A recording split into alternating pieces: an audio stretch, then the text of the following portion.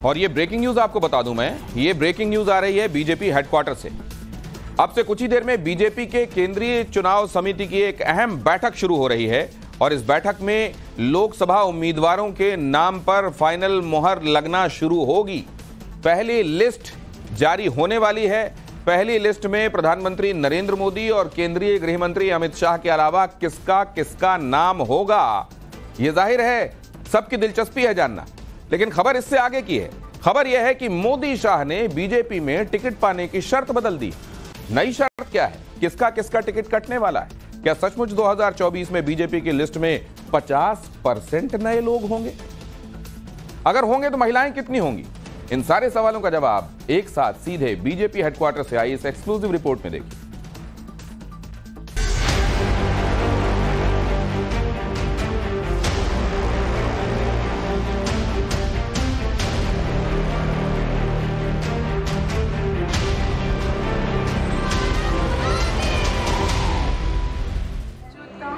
का यही अनुशासन, वर्तमान के हर पल को जी लेने की यही कला नरेंद्र मोदी के व्यक्तित्व को निखारती है।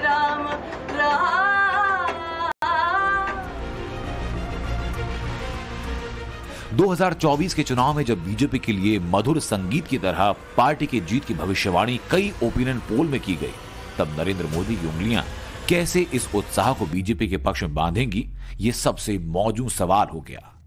तमिलनाडु से मेरा रिश्ता राजनीति का नहीं है, ये रिश्ता दिल का है और दशकों पुराना है। मुझे तमिलनाडु की मिट्टी ने हमेशा असीम प्रेम दिया है।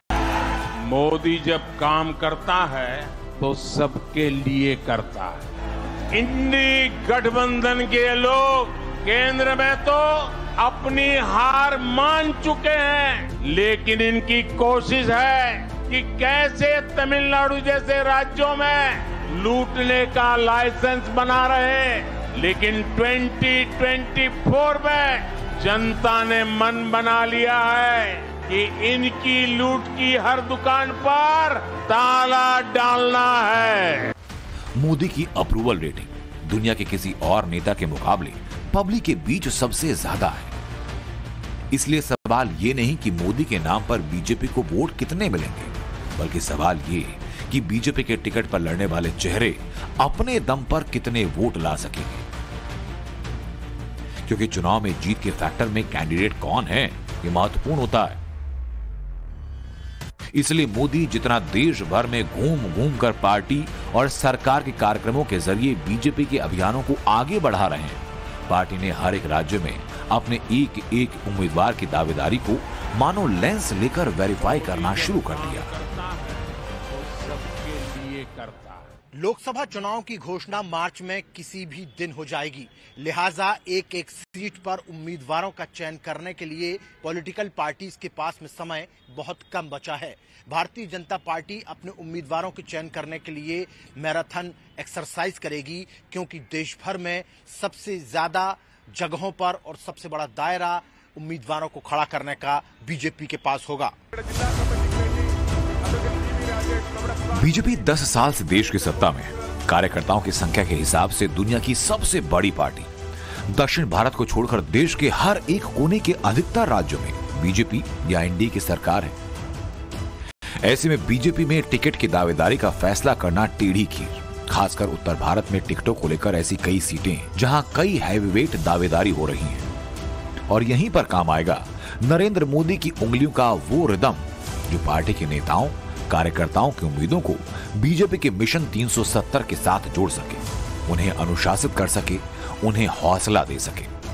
आज चारों तरफ एक ही बात सुनाई देती है, अब की बार 400 पार, अब की बार 400 पार। पहली बार ऐसा हुआ है जब जनता ने खुद अपनी प्रिय सरकार की वापसी के लिए ऐसा नारा बुलंद कर दिया है। ये नारा बीजेपी ने नहीं, बल्कि देश की जनता जनार्दन का दिया हुआ है। उत्तर भारत के दो बड़े राज्यों मध्य प्रदेश और राजस्थान में बीजेपी ने हाल ही में जीत दर्ज की। दोनों राज्यों के विधानसभा चुनाव में बीजेपी ने अपने कई केंद्रीय चेहरे मैदान में उतार दिए। दोनों राज्यों के मुख्यमंत्री पद पर नए चेहरों की ताजपोशी हुई। ऐसे में इन दोनों ही राज्यों में लोकसभा टिकट के बंटवारे का काम बहुत दिलचस्प हो गया।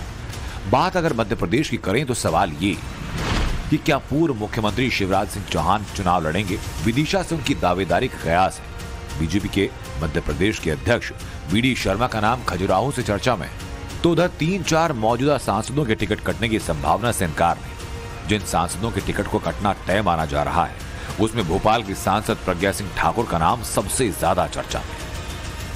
टिकटों को लेकर नामों का ऐलान जल्दी ही हो सकता है। बीजेपी ने नाम लगभग फाइनल कर लिए हैं। तकरीबन 50% से ज्यादा वर्तमान सांसदों के टिकट कट सकते हैं। इनमें वो सांसद भी शामिल है जो विधानसभा चुनाव लड़े थे। इनमें से 2 सांसद चुनाव हार भी गए थे, लेकिन फग्गन सिंह कुलस्ते एक बार फिर से चुनाव लड़ भी सकते हैं, ऐसी सूचना है। वर्तमान सांसदों में ज्यादातर सांसद चूंकि 2 बार से ज्यादा के सांसद रह चुके हैं तो उस क्राइटेरिया में वो फिट नहीं हो रहे। नई क्राइटेरिया के मुताबिक 2 बार से ज्यादा के सांसद जो हैं वो अपना टिकट गंवा सकते हैं, और साथ ही साथ अगर औसत आयु की बात करें तो इसे लगभग 50 साल माना जा रहा है। तो ऐसे में वर्तमान कई सांसदों के टिकट कट सकते हैं, साथ ही साथ नए और युवा चेहरों को मौका भी दिया जा सकता है।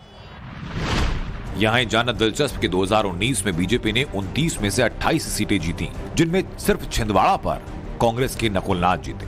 तो मध्य प्रदेश में बीजेपी के प्रदर्शन सुधारने का मतलब यही कि छिंदवाड़ा की ये सीट भी जीती जाए, जो 1980 से कमलनाथ का गढ़ बना हुआ है। बीते कुछ दिनों में पूरे मध्य प्रदेश में कांग्रेस के लगभग 2000 नेता और कार्यकर्ता बीजेपी में शामिल हुए। इनमें अकेले छिंदवाड़ा से 1500 कार्यकर्ता हैं। खुद नकुलनाथ और उनके पिता कमलनाथ भी बीजेपी में शामिल होने के कयास थे, लेकिन इन पर विराम लग गया। 1-1.5 महीने में लोकसभा के चुनाव होने जा रहे हैं और भाजपा के लोग अफवाहें फैला रहे हैं कि कमलनाथ जी भाजपा में जा रहे हैं, मैं भाजपा में जा रहा हूं। मैं आज इस सभा में स्पष्ट कर देना चाहता हूं कि ना ही कमलनाथ जी भाजपा में जा रहे हैं।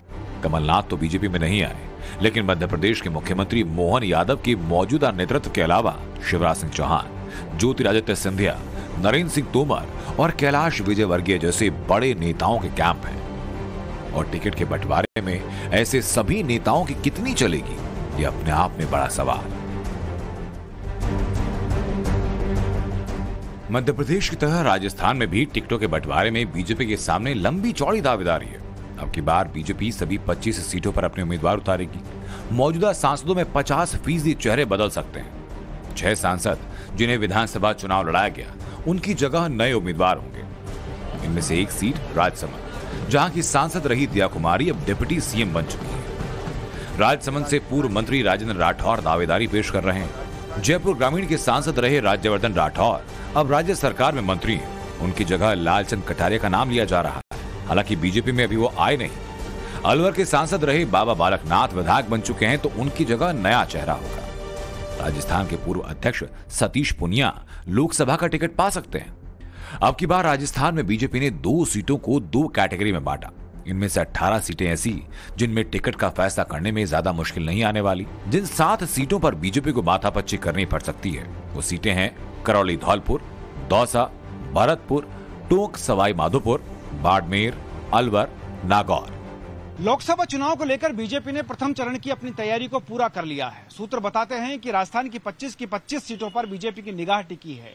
यहां करीब 15 चेहरों पर बीजेपी वो दांव खेलेगी जिसमें नए चेहरे शामिल होंगे, क्योंकि सूत्र बताते हैं कि बीजेपी ने लोकसभा सीटों को लेकर 2 कैटेगरी बनाई है, जिसमें से एक कैटेगरी ए है तो वहीं दूसरी कैटेगरी बी है। ए कैटेगरी में वो लोग शामिल हैं जिनकी जीत को लेकर बीजेपी को कोई संदेह नहीं है, तो वहीं बी कैटेगरी में ऐसे लोगों को शामिल किया गया है जो नए चेहरे भी होंगे और जिनकी जीत पर संदेह पार्टी को है। ऐसे में खासतौर पर वो चेहरे जो सांसद से विधानसभा का चुनाव लड़े, उनमें से कुछ जीत भी गए और कुछ नहीं भी जीते, तो यहाँ पर नए चेहरे उतारना पार्टी के लिए एक बड़ी चुनौती के रूप में सामने आएगा, जिसको लेकर लगातार चुनौती स्वीकार करते हुए पार्टी अपनी रणनीति बना रही है, तो वहीं बहुत जल्द पहली लिस्ट भी इसकी जारी हो सकती है। बात दिल्ली की करें तो यहां की 7 सीटों को लेकर बीजेपी में बहुत दावेदारी है। दिल्ली की 7 सीटों के लिए 28 लोगों के नाम है। टिकट के दावेदारों में पूर्व विदेश मंत्री सुषमा स्वराज की बेटी बांसुरी स्वराज और दिल्ली के बीजेपी अध्यक्ष वीरेंद्र सचदेवा शामिल हैं। बीजेपी के 3 मौजूदा सांसदों का पत्ता कट सकता है। टिकटों के बंटवारे में सबसे महत्वपूर्ण फैक्टर जिसको पार्टी ध्यान में रखती है वो होता है विनेबिलिटी फैक्टर, यानी पार्टी के उम्मीदवार के जीतने की संभावनाएं कितनी हैं, और पार्टी इसे तय करने के लिए इंटरनल सर्वे कराती है और उसी के आधार पर यह तय होता है कि इस उम्मीदवार के जीतने की संभावनाएं कितनी ज्यादा हैं। दूसरा सबसे अहम फैक्टर होता है कास्ट फैक्टर, यानी पार्टी चुनाव के समय में समुदाय और समाज के हर वर्ग को साधने का प्रयास करती है। सबसे आखिर में ये देखा जाता है कि पार्टी के इस उम्मीदवार ने अपने इलाके में डेवलपमेंट के कितने काम किए हैं। इन सभी फैक्टर्स को मिलाकर पार्टी अपने कैंडिडेट को फाइनल चुनती है। दिल्ली में खुद पार्टी में बहुत दावेदार है, तो महाराष्ट्र में बीजेपी को अपने दोनों सहयोगियों के साथ सीटों का फॉर्मूला सेट करना पड़ा। महाराष्ट्र में सीट शेयरिंग के तहत बीजेपी को 26, शिवसेना शिंदे गुट को 18, एनसीपी अजित पवार गुट को 4 सीट के फॉर्मूले पर मुहर लग सकती है। लेकिन बीजेपी के चुनाव मैनेजमेंट की असली परीक्षा यूपी में होनी है, जहां 80 में से मौजूदा 62 सांसदों में कईयों का टिकट कट सकता है। प्रयागराज से सांसद रीता बहुगुणा जोशी का टिकट कट सकता है। टिकट कटने वाली लिस्ट में कानपुर के सांसद सत्यदेव पचौरी, अकबरपुर के सांसद देवेंद्र सिंह भोले, मोहनलालगंज के सांसद कौशल किशोर और डुमरियागंज के सांसद जगदम्बिका पाल का नाम है। इसके अलावा लखीमपुर खीरी से अजय मिश्र टेनी और अयोध्या से लल्लू सिंह का टिकट भी कट सकता है। यूपी की लिस्ट में कई सरप्राइज फैक्टर हो सकते हैं। मसलन वरुण गांधी और मेनका गांधी को बदले जाने की संभावनाएं। बीजेपी ने 2019 में अमेठी जीत ली और अब की बार सोनिया गांधी के मैदान से हटने की वजह से रायबरेली में भी बीजेपी की रणनीति पर सबकी नजरें हैं। यूपी में मोदी फैक्टर के अलावा योगी फैक्टर लागू होता है। अगर बीजेपी को 370 सीटें अपने दम पर लानी है तो यूपी में 2014 और 2019 की तरह कमाल करना होगा। यूपी का युवा भी फिर इन 2 युवाओं की जोड़ी को जोरदार जवाब देने को तैयार है। जो यूपी के नौजवानों के सामने जिन्होंने पहचान का संकट खड़ा किया था, अब उन लोगों के सामने राजनीतिक संकट यूपी का नौजवान खड़ा करने वाला है। नरेंद्र मोदी युग में बीजेपी के अपने नेताओं को बदलने में जरा देर नहीं लगाई। बीजेपी के लिए जीत का फैक्टर ही जीत का दावेदार तय करता है। इसलिए जब बीजेपी अपने उम्मीदवारों का ऐलान करेगी तो किस किस का पत्ता कटेगा, किसको टिकट मिलेगा, इस सरप्राइज फैक्टर से कोई इनकार नहीं कर रहा। Bureau report, times now Bharat.